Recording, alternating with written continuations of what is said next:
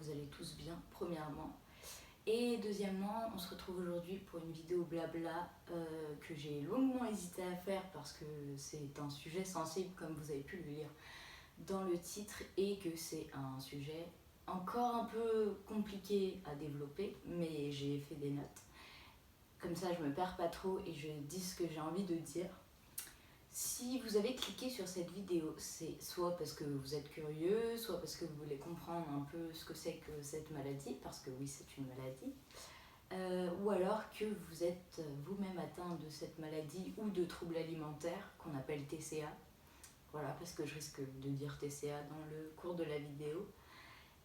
Et que donc, vous cherchez des histoires complémentaires, vous cherchez de l'aide. Alors du coup, moi dans cette vidéo, je vais parler de ce qui m'est arrivé, de comment je m'en suis sortie et de comment ça se passe maintenant. Donc voilà. Aussi, il n'y aura pas de photos dans cette vidéo de toutes les phases par lesquelles je suis passée parce que moi, quand au début je faisais des recherches sur ça, en fait, en voyant les photos de filles très très maigres où on voyait les os, tout ça, je trouvais ça joli et je me disais bah ça c'est le goal que je veux atteindre et je veux surtout pas que ma vidéo fasse cet effet là à quelqu'un. Donc voilà, c'est juste pour dire que je ne mettrai pas de photos pour cette raison là. D'abord l'anorexie, qu'est-ce que c'est? Donc c'est une maladie liée à la nourriture et à l'apparence, mais qui est souvent, pas tout le temps, mais souvent liée à une dépression ou un état dépressif. Et donc dans cette maladie, on a la petite voix de notre tête, comme tout le monde a, c'est la petite voix qui nous pousse des fois à acheter quelque chose dont on a vraiment envie, qu'on a vraiment envie d'acheter, mais qui ne nous est pas indispensable et que du coup on dépense des sous pour. Donc, et cette voix-là, en fait, elle vous inflige une dysmorphophobie. Et la dysmorphophobie, c'est le fait de ne pas se voir dans un miroir tel qu'on est réellement, ou juste de se regarder et pas se voir réellement. Et dans le cas de l'anorexie, il y a plusieurs types d'anorexie, mais dans l'anorexie mentale, on se trouve énorme alors qu'on ne l'est pas du tout. Ensuite, petit rappel, il n'y a pas que les personnes extrêmement maigres qui sont anorexiques. Vous pouvez avoir des personnes de corpulence normale, vous pouvez avoir toutes les corpulences possibles. L'anorexie mentale, en fait, c'est à partir du moment où ça vous cause un souci dans votre vie et sur votre santé, peu importe à quel poids vous êtes, parce que la sous-nutrition, il n'y a pas besoin d'un poids spécifique ou d'un IMC, un indice de masse corporelle très bas, pour pouvoir être en déficit alimentaire. Je vais juste mettre une alarme parce que en fait de base je suis en partiel actuellement, en partiel technique en cinéma. Il y a le voisin qui fait des travaux, je suis désolée. Et donc je ne passe qu'à 16h, mais du coup voilà, bon bref j'arrive.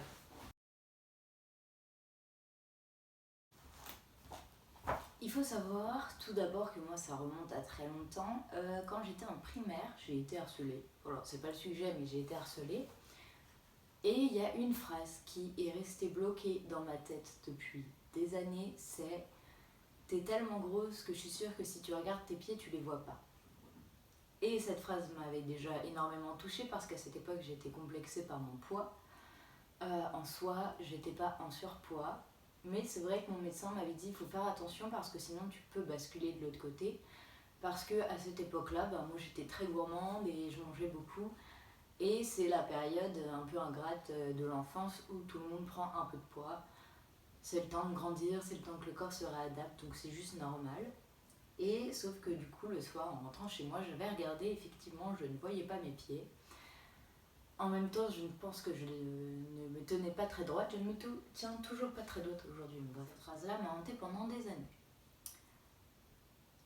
Arrivée en 3e, parce que ensuite tout s'est passé, j'ai commencé l'aviron. Et donc super sport l'aviron, mais j'ai découvert qu'en fait, on pouvait changer son corps. dans le sens où je pouvais me muscler en faisant de l'aviron. Et du coup, je suis partie dans une optique de me muscler. Et sauf que cette année-là, j'ai fait un burn-out, voilà, en troisième, pour plein de causes extérieures, mais j'ai fait un burn-out. Et pour ne pas plonger, je me suis dit que j'allais contrôler les choses. Et ce que j'ai trouvé à contrôler à ce moment-là, c'est la nourriture. Je me suis rendu compte que il y avait un ratio de ce qu'on mangeait et de ce qu'on dépensait qui faisait que on gagnait ou on perdait du poids. Donc je faisais extrêmement attention à tout ce que je mangeais. J'ai enlevé les goûters, tout ça, et du coup j'ai perdu du poids. À l'époque, évidemment, les gens l'ont remarqué. Il y avait une prof qui m'avait dit « Oh là là, mais Louise, tu fonds à vue d'œil ». Et moi, pour moi, je faisais juste attention à ce que je mangeais. Et oui, effectivement, j'avais perdu du poids, mais c'était de la bonne graisse, et voilà. Il y avait eu aussi un conflit avec ma mamie parce que j'adorais les éclairs au chocolat avant. Et maintenant, dès qu'il y en avait, soit j'en mangeais pas, soit j'en mangeais un demi pour faire plaisir. Et pour faire plaisir, parce que vraiment, moi, ça ne me faisait pas plaisir de manger des trucs gras. Alors que ça aurait dû. Et du coup, ma grand-mère m'avait dit « Fais attention, là, t'as plus rien à perdre, t'es très bien. » Mais moi, je le voyais pas du tout comme ça. Pour moi, c'était pas encore assez. Mais à cette époque-là, bon, ça allait encore. Arrive la seconde, et en seconde, bon, j'ai continué ma dépression, en fait, parce qu'elle n'a pas été soignée à ce moment-là. Et du coup, je faisais super attention à mon poids, parce que vraiment, ça me réconfortait de contrôler ça. Et je me rappelle, en seconde, j'avais faim tout le temps. Tout le temps, tout le temps, tout le temps. Je mangeais une demi-heure après, j'avais faim parce que je n'avais rien mangé. Et en seconde, j'ai commencé à utiliser la pire invention de l'humanité, de mon point de vue et de ce que j'ai vécu, parce que ça, je sais pas. Bon bref, j'ai un point de vue très négatif sur ces applications-là. Ce sont les applications qui comptent les calories. Ça n'est pas naturel du tout.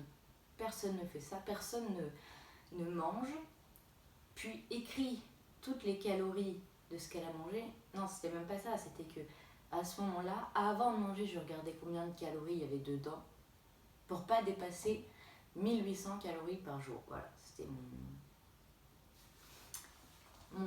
budget calorique à ce moment-là. Et déjà, rien que ça, c'est pas du tout naturel, c'est pas sain comme état de pensée. On ne peut pas manger en faisant des maths avant. La nourriture, ça doit être instinctif. On a faim, on mange, on n'a pas faim, on mange pas, et c'est tout.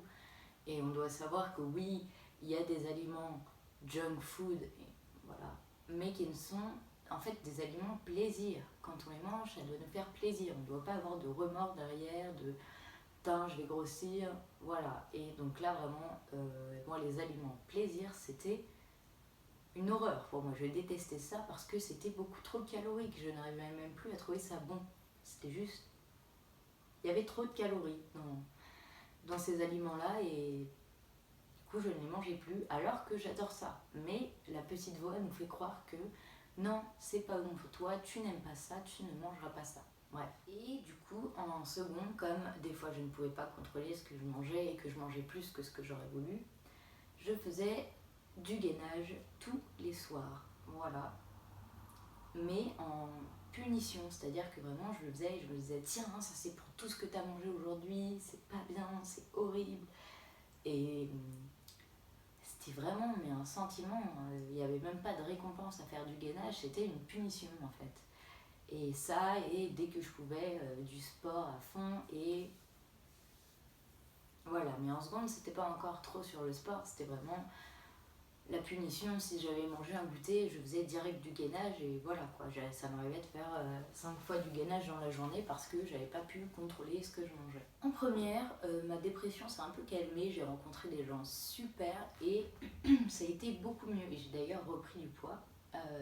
Dont j'avais besoin parce que j'étais beaucoup trop maigre. Et donc vraiment cette année-là, j'ai mangé instinctivement et c'était super, voilà. Mais est arrivé Noël, et je ne sais pourquoi ma dépression a replongé d'un coup. Et je me suis pesée chez une amie et j'ai lu un chiffre sur la balance. J'ai pas envie de parler de chiffres parce que, pareil, moi, quand je regardais ces vidéos-là, j'étais en mode, ok, donc c'est ce chiffre-là le goal, bref, qui est un chiffre totalement correct pour ma taille, mon poids, c'était mais très bien. Et je me suis trouvée énorme à l'instant où j'ai vu ce chiffre. Et donc à partir de ce moment-là, j'ai décidé de tout reprendre, mais vraiment drastiquement.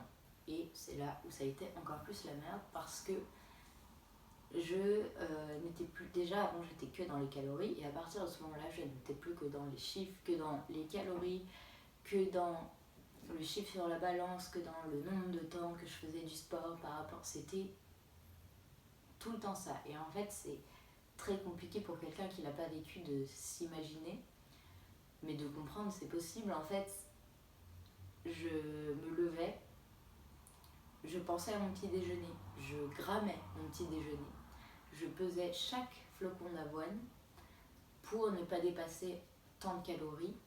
Dès que j'avais fini de manger, je pensais à ce que j'allais manger le midi, et comme c'était moi qui me faisais mes repas en terminale, je faisais des salades avec rien dedans. Dès que j'avais fini de manger, même avant, je pensais déjà à mon repas du soir, je pensais à combien de temps je vais marcher aujourd'hui pour brûler mes calories. Il faut que je fasse du sport en rentrant, et vraiment, ça prend le dessus sur tout ce que vous pouvez penser et ressentir. Vraiment, il n'y a plus que la nourriture, les calories, le poids, c'est tout. Et donc, on en arrive à des comportements où on devient très très agressif avec les gens parce qu'on a faim tout le temps. Donc quand on a faim, on est irritable.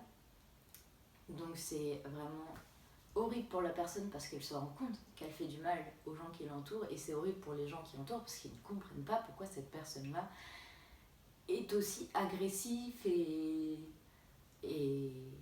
irritée tout le temps. Donc c'est horrible, vraiment. Je m'en veux encore pour tout le mal que j'ai pu répandre autour de moi. Enfin, vraiment, c'est horrible. Et on devient menteuse ou menteur. Parce que je sais que moi, des fois, j'allais boire une bière en sortant des cours. Et pour moi, c'était trop calorique. Donc je rentrais et je disais à ma mère que j'avais mangé et je ne mangeais pas. Alors que je n'avais pas mangé, mais juste... Pour moi, ça explosait mon quota calorique, et du coup, voilà. Et à partir de ce moment-là, je me suis mis à éviter, enfin même à enlever toutes les boissons caloriques. Voilà, je buvais du thé et du café et du Coca Zéro, c'est tout. À éviter tout type de junk food. Quand j'allais au McDonald's, je prenais juste un petit wrap et je le regrettais à fond. Enfin, c'était horrible, je ne pensais qu'à ça. Et toute ma vie tournait autour de ce que j'allais manger, le sport que j'allais faire, les calories que j'allais dépenser. C'était mindfuck. Et donc vraiment, ma récompense, c'était de voir le poids qui baissait sur la balance. Donc voilà, de voir le poids qui baissait, de voir mes os qui apparaissaient. Et à côté de ça, je me suis rendu compte qu'il y avait un problème. Déjà quand j'ai regardé le film To the Bone, parce que je me suis absolument reconnue dans le personnage, surtout la scène où en fait elle fait des abdos à fond, où elle monte les escaliers en courant. Et c'est ce que je faisais tout le temps, parce que j'étais tout le temps dans la recherche de comment je vais faire pour pouvoir perdre du poids, comment je vais faire pour dépenser des calories. C'était ok, je fais au minimum 100 abdos par jour, ce qui est énorme et ce qui ne sert à rien, puisque ça sert à rien. Bref, je me suis rendu compte qu'il y avait un problème. Aussi parce que j'étais épuisée, je perdais mes cheveux, c'est surtout ça qui m'a fait me rendre compte d'un problème, parce que quand on est en sous-nutrition, le corps il peut plus nourrir correctement et après voilà des cheveux et bref, le corps ne peut plus se nourrir, du coup les cheveux ça part. Donc je me lavais les cheveux et je faisais ça, et j'avais mis des énormes poignées de cheveux, c'était horrible. Je perdais mes cheveux toute la journée, j'avais les ongles qui cassaient tout le temps, j'étais pâle, j'avais une peau vraiment horrible, enfin j'étais pas bien, j'étais malade, et c'est un peu ça qui m'a mis la puce à l'oreille. Mais j'ai pas cherché à me faire aider. Parce que j'en avais pas envie, parce que je savais qu'on allait me forcer à manger. Du coup, j'ai rien dit pendant un long moment et puis j'en ai parlé à ma mère. Mais moi, je suis quelqu'un qui minimise tout. Du coup, j'ai minimisé la chose et à chaque fois qu'elle me proposait d'aller me faire aider, je disais non. Donc, je suis restée comme ça encore longtemps à être claquée, à être irritable. Enfin, c'était horrible. L'été, je suis partie en vacances en famille et ça aussi c'était un calvaire parce que les chips, parce que les bières, parce que l'apéro, les petits fromages, les desserts, le pain, c'était horrible. Tout ce que je ne mangeais plus. Moi, je mangeais juste tant de calories par jour et qui était à cette époque-là déjà un nombre bien en dessous de ce qu'il faut pour que le corps fonctionne normalement. Donc c'était vraiment horrible et j'étais absolument désagréable avec tout le monde et j'ai passé un très mauvais moment. Et ensuite je suis partie en camping en tente et étant déjà épuisée, dormir en tente, en plus il y avait des bourrasques de vent et en ne mangeant rien, c'était horrible, surtout que bon, déjà en famille je faisais du sport en cachette tout le temps, donc j'étais épuisée physiquement et mentalement. Et là, donc pendant ces vacances-là, je faisais du sport avant de manger, après manger, l'après-midi. Je faisais du sport au moins 6 fois par jour et je ne mangeais rien, que dalle. Vraiment, je picorais, j'avais des assiettes comme ça. Et je sais qu'il y a plus extrême que moi, mais c'était horrible. Et du coup, je fumais à l'époque et j'ai fumé une cigarette et je suis tombée. Et ensuite, je ne pouvais plus faire 2 mètres sans être claquée. Il fallait que je sois assise tout le temps et même assise, j'étais épuisée, j'en pouvais plus, c'était horrible. Et c'est resté comme ça pendant un petit moment. Et évidemment, je continuais quand même à faire du sport par-dessus et j'étais mais épuisée. Et puis est venue la rentrée où j'ai emménagé dans mon propre appartement. Et où là, je me suis dit, bah, c'est moi qui vais gérer ma bouffe. Il n'y aura plus de problème, ce sera nickel. Sauf que si c'est parti dans une merde énorme, parce que du coup, je continuais à grammer mes petits déj le matin. Je mangeais rien le midi parce qu'encore une fois, c'est moi qui préparais mes plats. Et le soir, je picorais parce que j'avais pas faim. Je faisais du pilates à l'époque et la plupart du temps, je ne mangeais pas. Le jour où j'avais pilates pour perdre encore plus de calories, je faisais du sport tout le temps et je me regardais tout le temps. Je me trouvais horrible, trop grosse, alors que j'étais vraiment comme ça. Et évidemment, et ben, ça diminue la tension. J'étais à vraiment 30% dans tout ce que je faisais. Je m'évanouissais en cours, j'étais pas bien, j'arrivais pas à suivre. C'était horrible. Et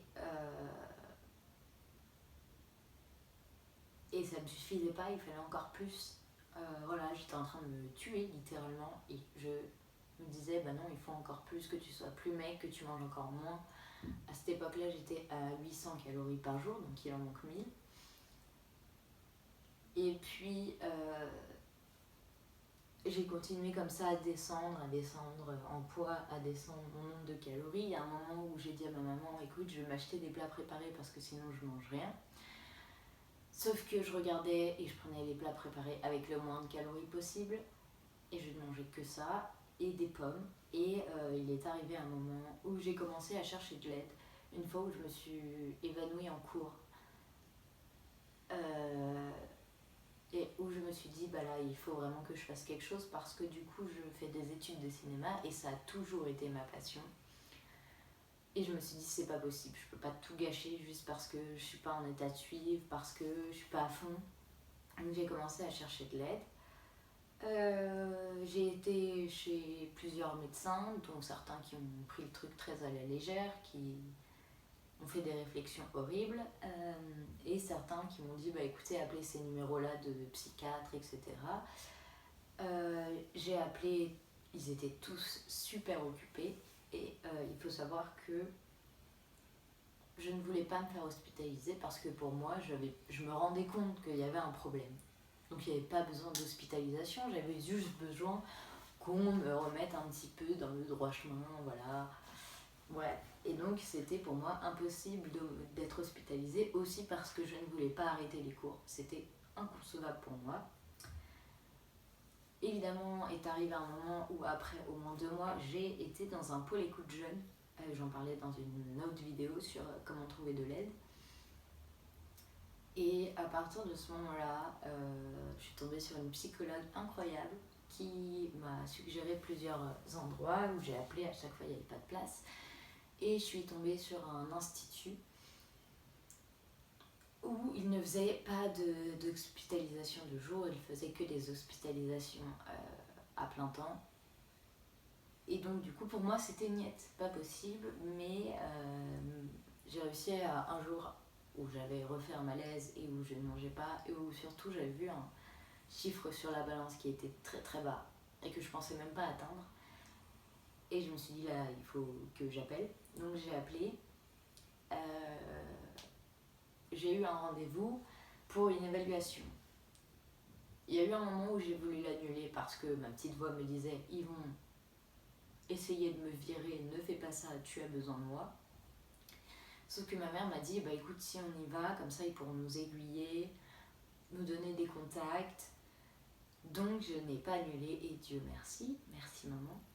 Et j'y suis allée. J'ai expliqué la situation une fois là-bas. Et ils m'ont dit, ben si là il y a besoin d'une hospitalisation, on a une place demain. Donc j'ai dit oui, ça a été une journée horrible. J'étais en plus en montage d'un de mes gros projets de cette année et j'étais réalisatrice sur ce projet. Et donc ils m'ont dit on a peut-être une place pour demain, on vous reconfirme. Et donc j'ai appris ça en montage. J'ai dû donc appeler tous mes potes, prévenir ma mère qu'elle vienne me chercher. J'ai dû faire tous mes bagages parce que pour moi je partais pour 1 mois grand maximum, donc bon, il fallait quand même des choses parce qu'à l'hôpital, donc on a besoin de s'occuper. Bref, donc ça a été très très douloureux et je me suis dit à ce moment-là, ce qui va être dur, ça va pas être de remanger, ça va être d'être seule. Voilà.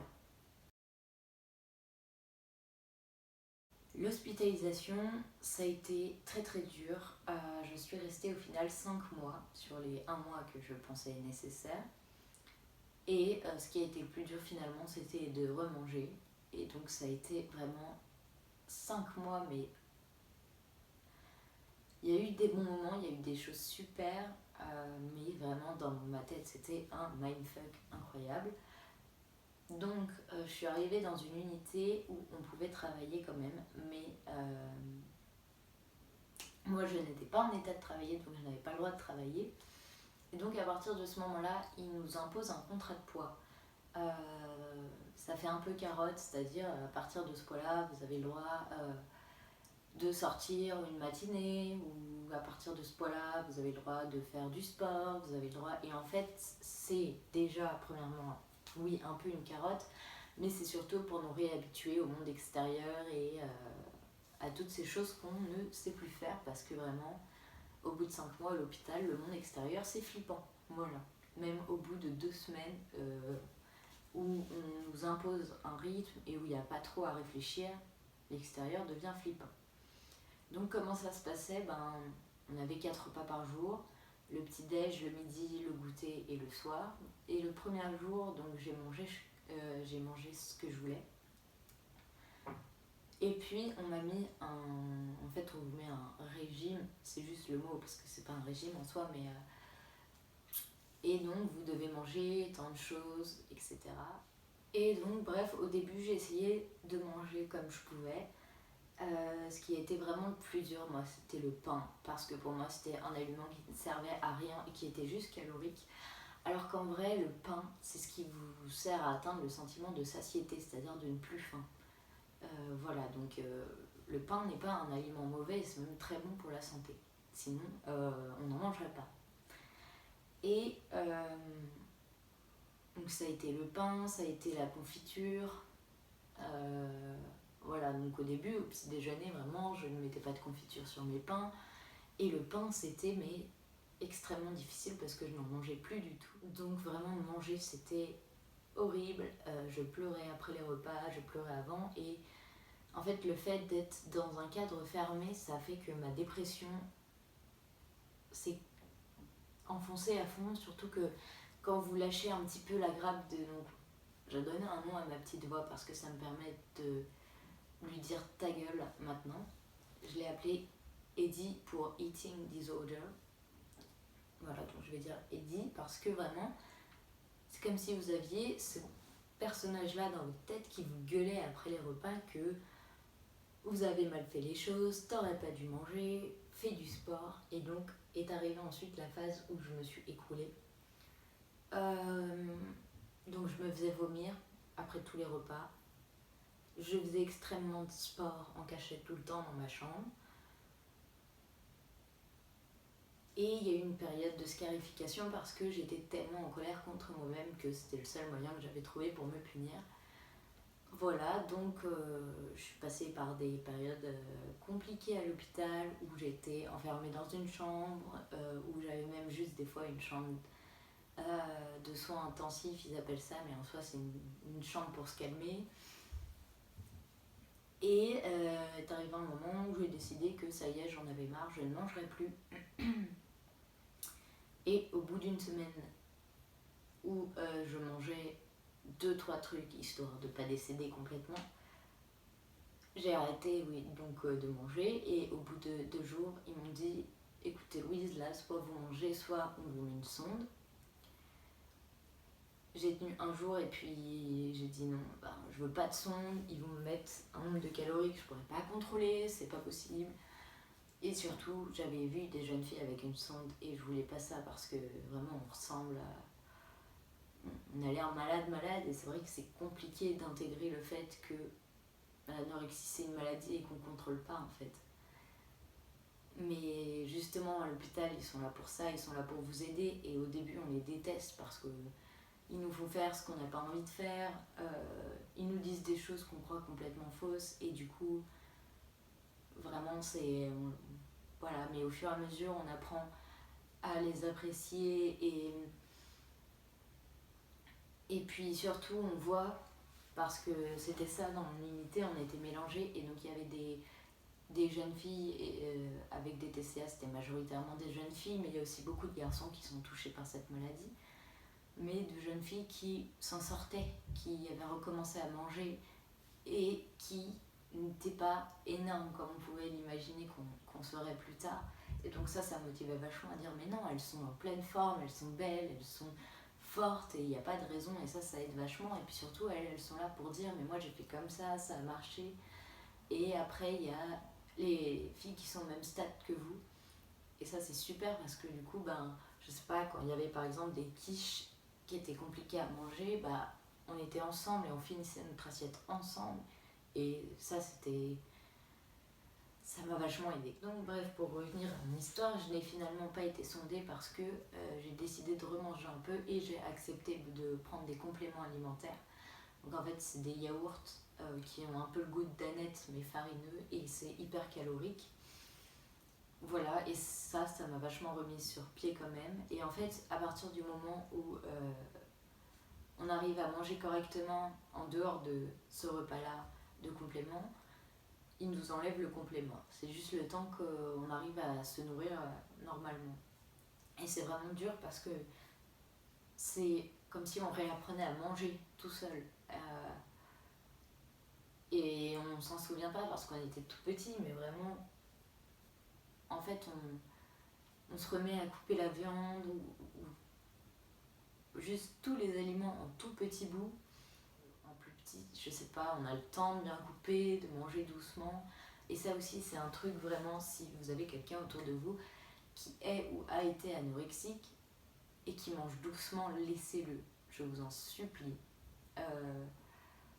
Quand on était pressé à l'hôpital, vraiment ça frustrait parce que on était là, on faisait des efforts, mais il fallait manger doucement et c'était dur et c'était horrible et on avait envie de pleurer. Moi je me rappelle que j'en pleurais des fois à table parce que c'était dur, mais putain, il fallait que je le fasse, il fallait que j'aille au bout, et c'est tellement mindfuck que on pleure, mais alors on pleure énormément à l'hôpital, et il y a des périodes où on n'arrive juste plus à pleurer, mais voilà.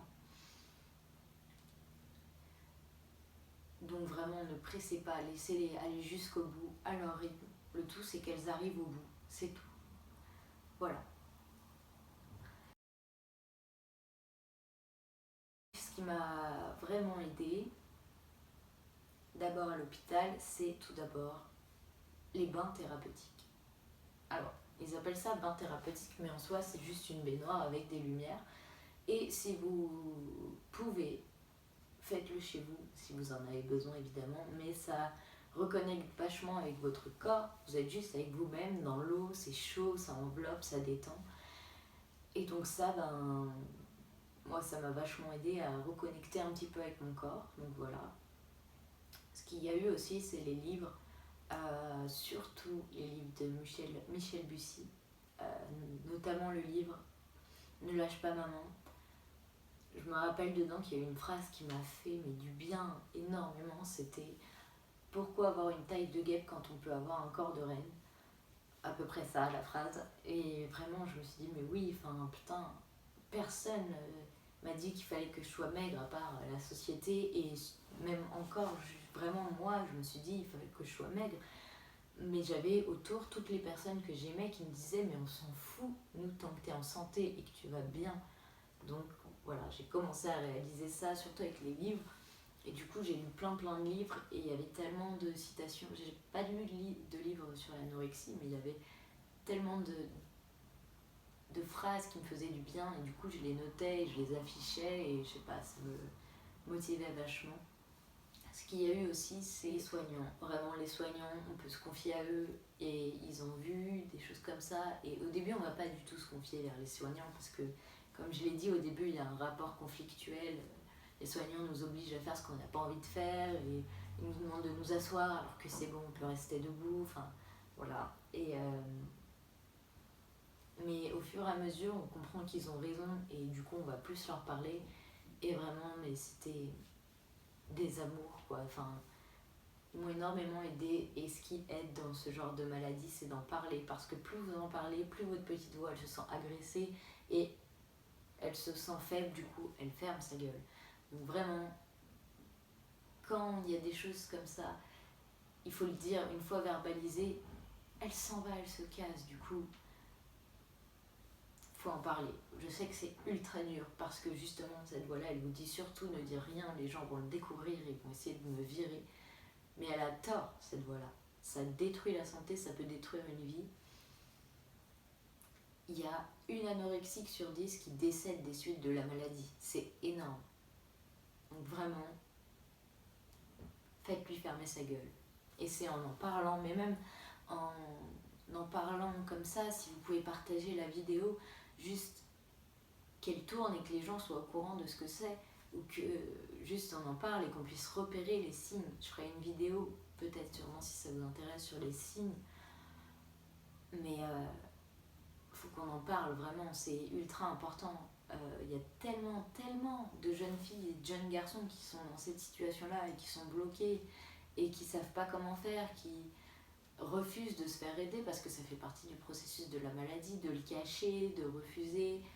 Mais vraiment, si les gens autour peuvent leur faire juste le déclic juste de va te faire aider, ça améliorerait beaucoup de choses et je pense que ça réduirait ce chiffre de 1 sur 10. Et donc oui, c'est aussi les autres jeunes filles qui allaient mieux, qui m'ont motivée, et même on se motivait entre nous, on se racontait ce qui était dur, et il faut faire attention aussi avec ce genre de choses parce que des fois on s'entraîne dans la maladie et on s'entraîne dans les cachotteries. Moi je sais que il y avait le fait on pouvait boire 1 litre d'eau parce que ça faisait 30 tant de grammes en plus sur la balance. Et il y avait toutes ces choses-là, mais moi j'évitais d'en parler avec les autres, mais je sais que ça m'arrivait de cacher des gâteaux dans ma serviette et de les jeter pour pas les manger. Même se faire vomir, tout ça, c'était un comportement vraiment fourbe, quoi. Et les soignants finissent quasiment toujours par le découvrir. Et Et au final ça va mieux, mais c'est vrai que faut faire attention à ça aussi quand on communique avec les autres. TCA que on se tire pas vers le bas, mais c'est vrai que moi du coup c'était vraiment que des relations mais incroyables et des filles incroyables parce que putain elles s'en sont toutes sorties et faut être incroyablement fort quoi et donc vraiment ça m'a vachement aidé de voir que j'étais pas seule et de voir que oui c'était possible d'y arriver. Et surtout, ce qui m'a fait un déclic, c'est que donc après ma période scarification et dépression à fond où plus rien n'allait, même mes amis, j'avais plus envie de rien, je voulais plus rien. Et il y a eu le confinement. Et du coup, j'ai pu suivre les cours à distance. Et je me suis rendu compte que putain, c'est ça que je voulais faire. Et que à ce moment-là, je commençais à aller un peu mieux parce que je mangeais mieux, je faisais moins de sport, je détruisais moins mon corps tout simplement. Et je me suis rendu compte que je voulais vivre juste parce que putain c'était beau et tant pis s'il fallait avoir des kilos en plus et vivre correctement, bah c'était ce que je voulais et du coup c'est ça qui m'a surtout aidée. Je me suis dit bah je vais arrêter de manger peu pour maigrir, je vais manger juste pour vivre en fait. Au lieu de compter des points de calories, à ce moment-là je me suis mis à compter en points d'énergie parce que c'est ça en fait les calories, il vous faut de l'énergie, c'est comme une voiture. Si vous ne mettez pas d'essence ou que vous tournez tout le temps en réserve, la voiture, mais elle finit par être déglinguée. Bah, votre corps, c'est pareil, et le corps, on n'en a qu'un.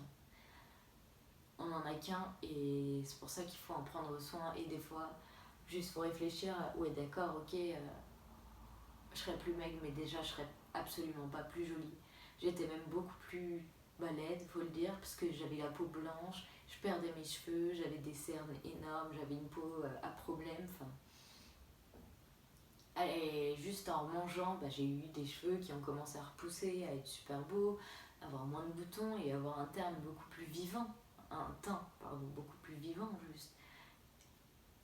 Et juste à retrouver forme humaine parce que j'étais un squelette. Et encore, moi, il y a eu pire que moi, je sais que je suis pas descendue. Je suis descendue très très bas au niveau du poids et à un IMC très bas, mais je sais qu'il y avait des jeunes filles qui avaient un IMC beaucoup plus bas que le mien. Après, c'est pas du tout une compétition. Comme j'ai dit au début, être dénutri, ça peut arriver à n'importe quel poids, donc voilà.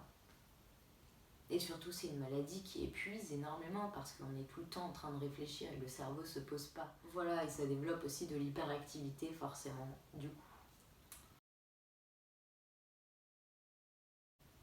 Une fois que j'ai atteint mon poids santé en fait, parce que c'était ça qu'ils veulent nous faire avoir, c'est un poids santé où on n'est pas dans un IMC, où on n'est pas en danger en fait tout court. Et surtout une fois que j'avais réussi à juste manger parce que j'avais faim et manger ce qui m'allait et je me rendais compte que je mangeais pas plus que ce que j'avais besoin, et ben je suis sortie de l'hôpital une fois aussi que la dépression allait mieux et que tout allait mieux et là la vie a été mais absolument magnifique parce que bah, j'ai pu la vivre pleinement et j'ai pu me rendre compte que j'étais passée à côté de plein de trucs et que la nourriture on devrait y penser juste pour savoir quelle recette on va faire une heure avant ou même juste avec qui on va la partager parce que ça coupe aussi énormément des relations sociales. Moi j'allais plus au restaurant, je détestais les repas de famille, juste à cause de la bouffe. Je détestais manger avec des gens parce qu'ils voyaient mon assiette et à la fin vraiment je mangeais seule le plus possible. Ou je mangeais pas, mais bon, c'est un autre problème. Et du coup ça coupe vraiment des relations, pareil. Tout ce qui pouvait être amené à nous tenter à manger, c'était une horreur. Et donc j'ai retrouvé tous ces moments-là de bonheur intense, où on s'en fout. On n'est pas là pour manger, on est là pour être ensemble. Et c'était fou, et j'ai redécouvert la vie, et vraiment c'était trop trop beau. Et aujourd'hui j'ai encore des difficultés avec la nourriture, avec mon poids, avec comment je me vois. Mais je mange et je vais m'en sortir, et surtout je vais en parler autour de moi parce que ce que j'ai vécu, je le souhaite à personne et surtout je souhaite que tous ceux qui sont dans cette situation actuellement puissent se faire aider parce que on ne peut pas y arriver seul, c'est pas possible. Cette maladie-là, elle s'incruste là-dedans et elle se nourrit justement du fait que vous ne vous nourrissez pas et que vous vous rendez de plus en plus faible. Et on peut pas y arriver tout seul, c'est un travail monstrueux, il faut se faire aider, il n'y a pas le choix. Voilà. Donc voilà pour mon histoire, voilà pour les explications.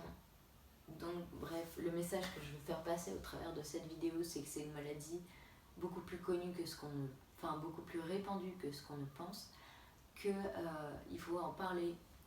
Et surtout que si vous êtes atteint de cette maladie-là,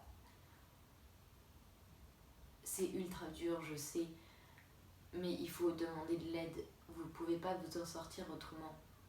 Il faut pas, justement, il faut pas essayer de se dire bah, je vais essayer de manger par moi-même, tout ça. Non, il faut aller voir soit un pôle écoute jeune, soit une psychologue, un psychiatre, un médecin, et parler. Et ça peut être très long pour obtenir de l'aide. Moi, j'ai dû attendre au moins 4 mois avant d'obtenir de l'aide une fois que j'ai commencé à chercher. Mais vraiment, il faut le faire, il faut pas lâcher, parce que sinon c'est vous qui allez lâcher et vous allez passer à côté de tellement plein de belles choses. On s'en rend pas compte sur le moment, mais putain, qu'est-ce que c'est beau la vie. Ça peut être aussi une sale pute, mais c'est tellement beau que bon, ça compense.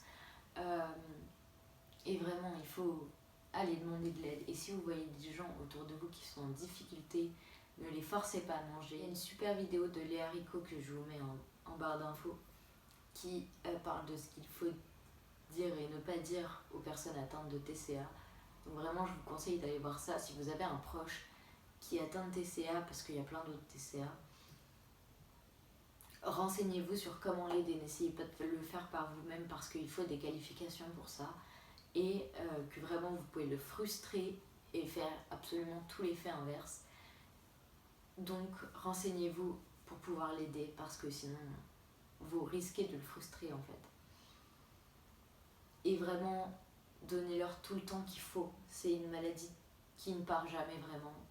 Je sais que moi, il y aura toujours cette petite voix qui sera là dans ma tête et qu'il faudra que je fasse toute ma vie attention à ne pas l'écouter, à ne pas qu'elle reprenne le dessus encore, parce que là, c'est moi qui ai le dessus, mais ça va très très vite. C'est un basculement de balance qui va très très vite. Donc, voilà. Et vraiment, surtout ne leur en voulez pas parce qu'ils sont agressifs, méchants, menteurs. C'est pas de leur fait, vraiment, c'est la maladie. Ils n'ont pas les outils nécessaires pour faire autrement. Pareil, ne vous en voulez pas. Je sais que c'est dur à faire, mais vous pouvez pas faire autrement dans l'actualité que d'être comme ça. Mais il y a de l'espoir, ça se guérit. On peut s'en sortir même avec des TCA très importants. Il faut juste demander de l'aide parce qu'on peut pas y arriver seul et prendre le temps. C'est un temps nécessaire parce que ce temps-là, c'est pour toute la vie. Et si vous le prenez pas, bah vous serez mal toute votre vie. Voire que ça puisse arriver jusqu'au décès parce que c'est une maladie qui est trop souvent mortelle. Donc voilà, juste parlez-en, renseignez-vous si besoin, faites-vous aider. Voilà, et il faut vivre. Il faut vivre, il faut faire ce que vous aimez, il faut être là pour les autres. Enfin, il faut être en bonne santé pour les autres. Parce que les autres, ce qu'ils veulent, c'est juste que vous soyez heureux. Les autres qui vous aiment, évidemment, parce que, bon, sinon ça fait un peu beaucoup de personnes. Bref, voilà. Donc c'était le message que je voulais faire passer. Je sais pas si tout était très clair. Je ferai sûrement des vidéos complémentaires à ce sujet, mais pas tout de suite, parce que là, déjà, ça pique. Voilà. J'espère que ça aura pu vous aider. Et je vous dis à la prochaine pour une vidéo avec un sujet un petit peu moins dur.